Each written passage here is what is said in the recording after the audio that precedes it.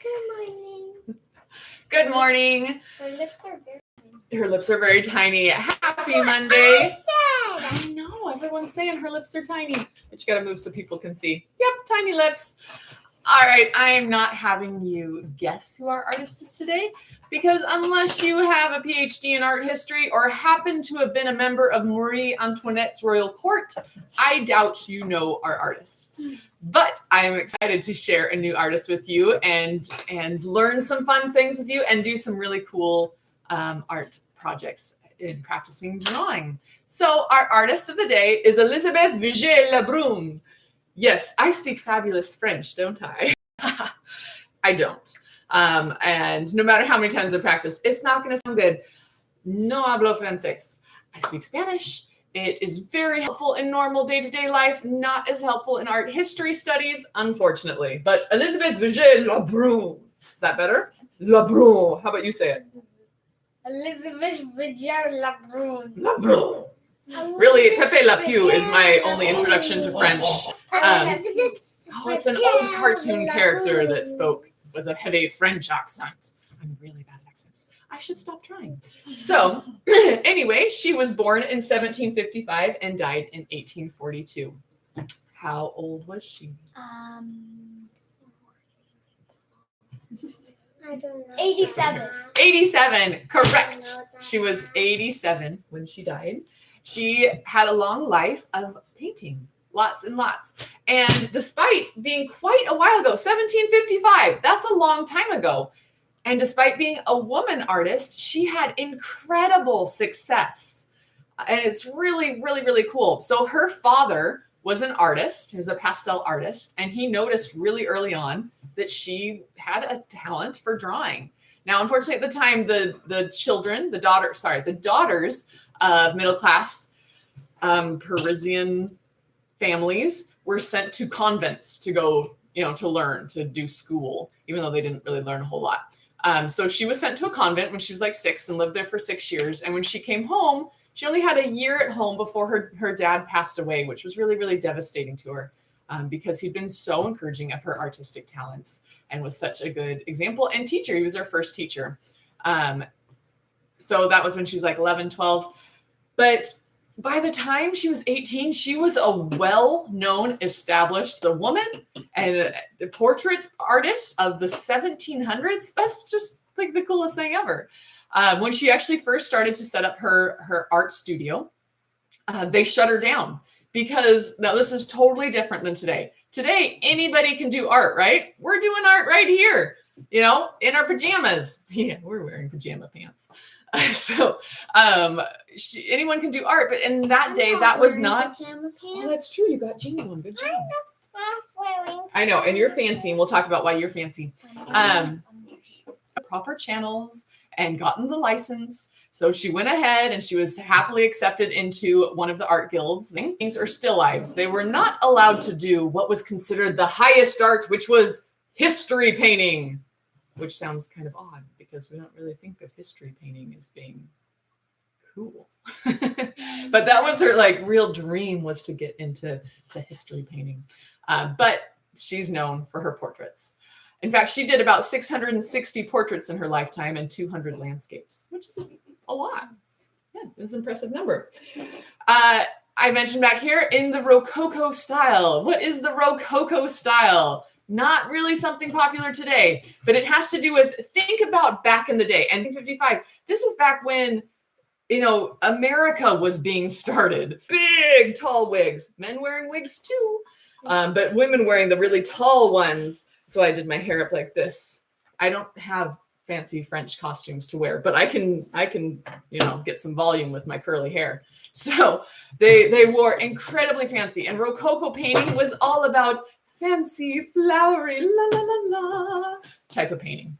It's the best way I can describe it. And she was into that a little bit, but she started to reject that a little bit.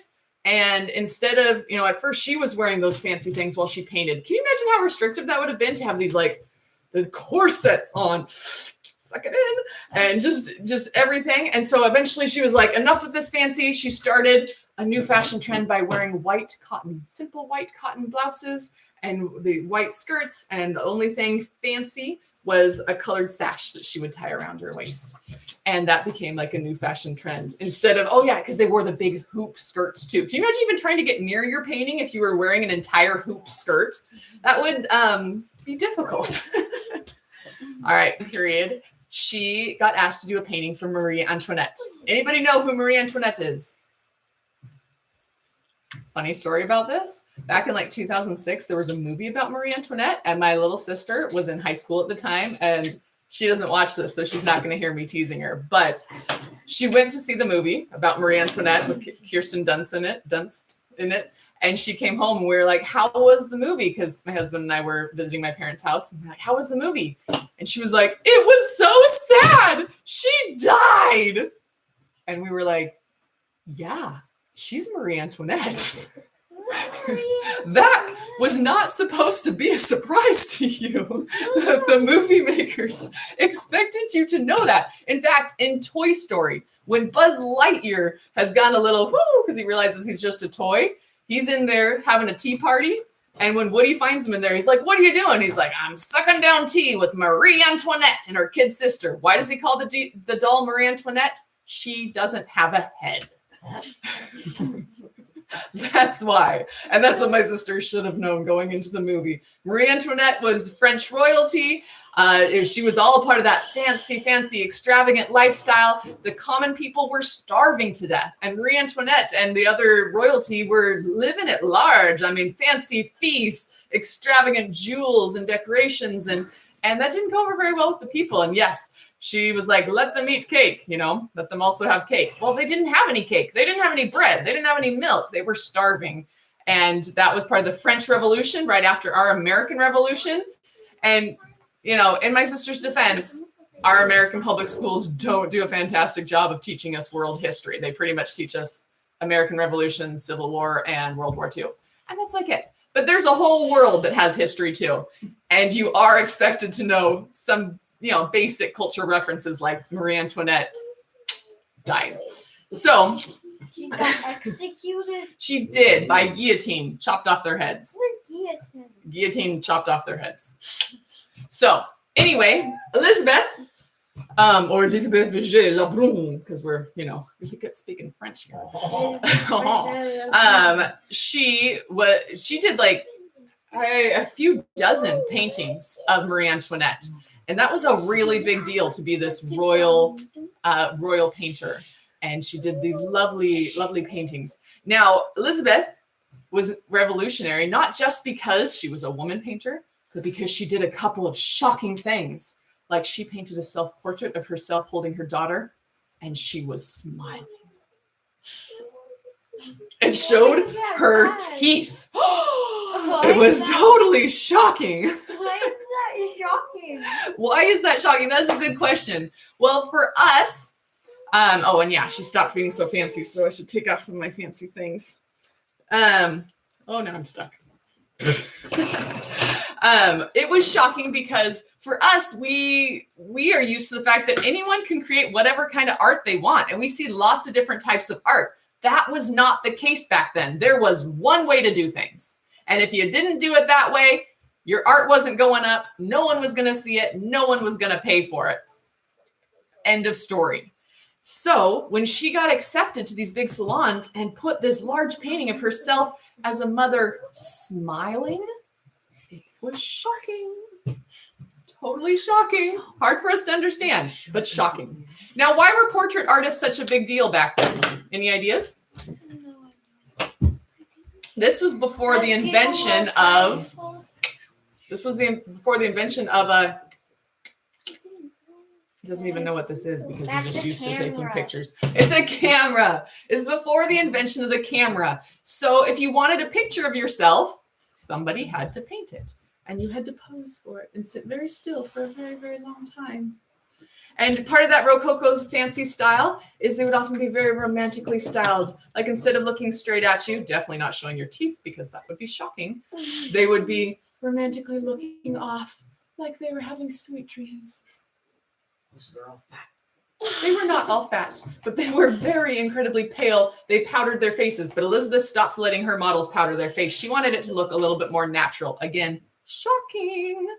But a kind of funny thing I learned, by the way, where did I learn about her? Because this is kind of obscure. Last night, I was looking through Prime Video, and this, like the fourth thing that Prime recommended for me was the fabulous life of Elisabet Vigee La Brun. And as I was scrolling by, it was like, female artist. I'm like, So I started to watch it. My husband came in and was like, what are you watching? And how did you find this? So Amazon knows me and knows that I'm one of like 5 people that would stop and watch that documentary. So, I was starting to say, she painted this lovely self-portrait of herself in this hat, which is why Grace had a hat on and all romantically styled and nice dress and everything. And it was so successful that people came to have their portrait painted by her, and she just used the same costume again and again. Same hat, same dress, again and again. You can see it in a ton of them. Lucy's picture? Yes, like Lucy's picture that we're going to do something with in a second. She's looking very romantically off to the side. All right, what are we going to do? I have talked long enough. Oh, I do have to say that because of her connection to Marie Antoinette, when the French Revolution got going, she had to leave in a hurry. She was on a list of people whose heads were going to be chopped. So she spent the next 12 years in exile in Italy and Russia and a whole bunch of places doing her art. And her husband, just because of his connection to her, was thrown into jail. To get out of jail, he divorced her to be like, see, I don't even like her anymore. It's kind of weird. But then he spent the next while petitioning them to let her come back, he and her brother. And she did, eventually was able to come back with her daughter. Enough history. Let's do art. Okay. History's not boring. It's fascinating. And if you don't know history, then you do things like go and see a movie about Marie Antoinette and are shocked that she dies. So again, we are supposed to know some basics about history. It's twisted. Yeah, that wasn't supposed to be a spoiler, by the way.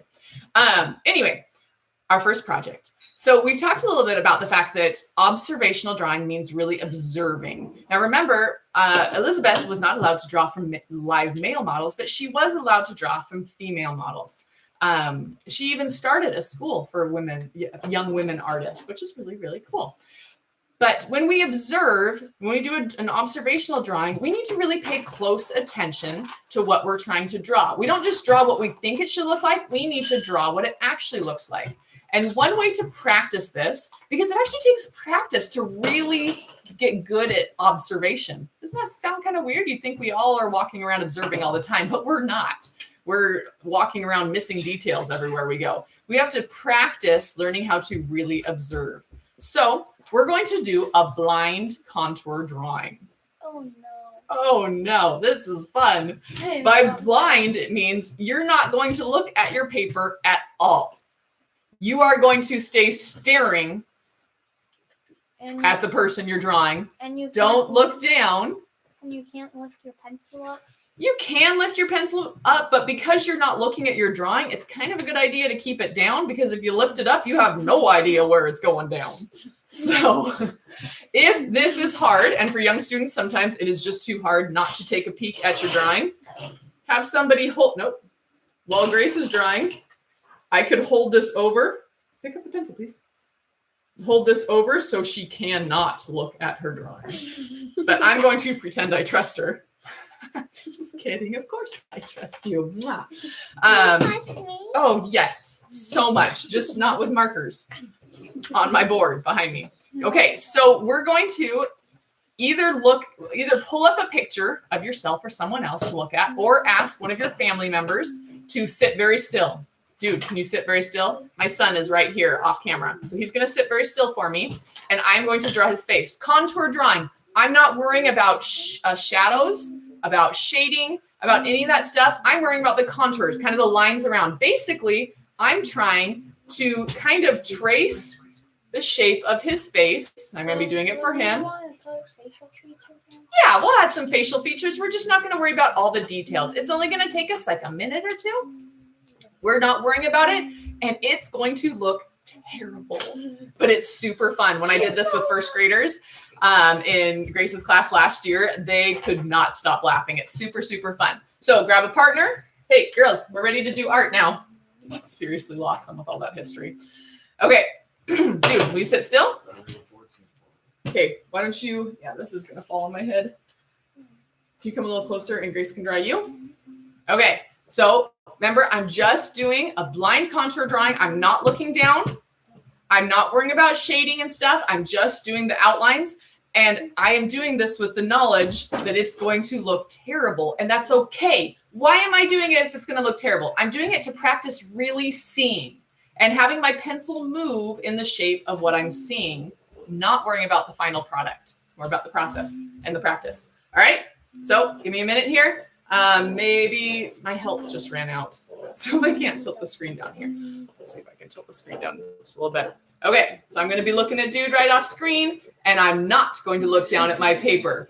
So that means the eyes and stuff are probably going to end up in totally the wrong place, and that's okay. Here's his ear.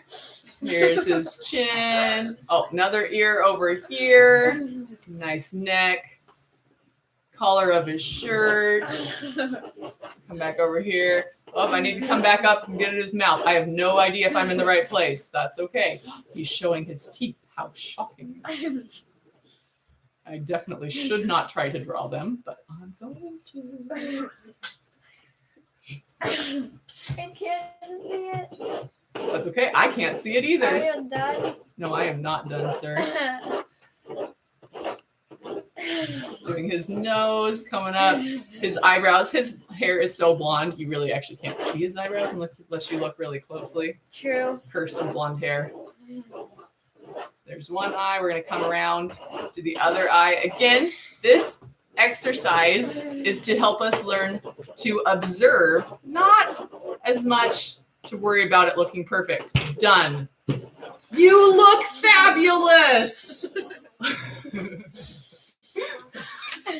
Closer to Picasso than Elisabet. Awesome. And here's Goose's. Yes. Nailed it. Looks just like her. Too much here. So that's our opening exercise for our art today. Yep, you need to do it. Here, draw her. I want to do it again. Yes. The thing is, this is so fun. If you're doing this with kids, they are going to want to do this again and again. I want to do this again. Okay, just a second. I'm going to quickly explain the other project, Dude, and then we can do this a whole bunch of times, okay? Or turn around and draw your dad. He's just sitting there. Okay, second art project, if that doesn't just take over and be super fun. So another thing you can do is because she could not provide live models in her school for young women artists, she would give them her drawings and have them practice from her drawings. Now, when we go to draw people, I know it's really stressful because it is hard to draw people.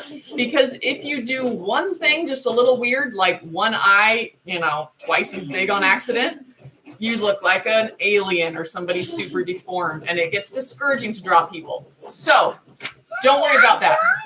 Okay, hold on. Take a picture, and here's Lou looking super fancy and romantic with her little gaze off in the corner. So take a picture and print it out in just black and white. What we're going to do with it is actually just practice the shading. We're not going to, it looks fabulous. Dude just did a drawing of his dad. It's amazing. And Lou did a drawing, I think, and she peeked a little bit, but it looks fabulous. Okay, stop for a second, please. So grab if you just have a pencil, that's fine. If you happen to have a black and white charcoal set, that would be awesome. If you don't, a black and white colored pencil would work too. And all we're going to practice doing, we're not going to, the skill of being able to shade gently. Now, the cool thing with charcoal is that you use the black to shade the dark spots, and then you use a white to highlight where the light hits. Like you can see, there's some light hitting Lou's hair in certain spots and making it kind of shine there. That's where you would use the white pencil. Okay, gotta tilt you down again. So what I do here on the picture is just go directly over it and practice getting that to look nice and light so that it's not just dark, dark, dark, but that so it fades from dark to light gradually without us seeing a strong line. Because when we look at cartoons, they all have a dark outline, right? Well, in real life, we don't walk around with a dark outline around us. The way you can tell the side of Grace's head from the background is the shading, and it's gradual, it's soft. So practice just right on top of your drawing with a pencil, and if you do have white, go ahead and go in there and add the highlights. The white of her eye is really white here. It's not super white all around, but down right here, it is super white. And then I'm gonna have to go in very lightly right here, because if I go too dark, it's gonna make her eye look really creepy. So just straight on top of it, and practice your shading without the stress of trying to draw the person, because that's going to add a whole new element.